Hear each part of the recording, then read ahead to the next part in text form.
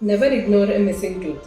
అవునండి, ఎప్పుడైనా మీరు పన్ను తీపించుకొని దాన్ని తిరిగి మళ్ళీ రీప్లేస్ చేయించుకోకుండా వదిలేసారా? సో అలా చేస్తే ఏం జరుగుతుందో ఈ వీడియోలో చూద్దాం. Hello everyone, this is doctor Reshmi from the Art Dental. మీరు తీపించుకున్న పన్ను రీప్లేస్ చేయకపోతే ఎక్కడైతే పన్ను తీపించుకున్నారో ఆ ప్లేస్లోని కిందన బోన్ అనేది లాస్ అయిపోతుంది. సో ఈ బోన్ లాస్ వల్ల దాని పక్కనున్న టీత్ ఆ స్పేస్లోకి డ్రిఫ్ట్ అవ్వడం స్టార్ట్ అవుతుంది. సో ఈ చేంజెస్ అన్నీ ఒక్క ఆ టీత్ వరకే ఉండదండి, ఆ జా వరకే ఉండదు, దాని ఆపోజిట్ జాలో కూడాను ఎక్కడైతే మిస్సింగ్ స్పేస్ ఉందో దాని అపోజిట్ స్పాట్లో అక్కడ కూడా టూత్ డ్రిఫ్ట్ అవ్వడం స్టార్ట్ అవుతుంది. సో ఈ చేంజెస్ అన్నిటి వల్ల మీకు బైట్లో కూడా డిఫరెన్స్ అనేది వస్తుంది.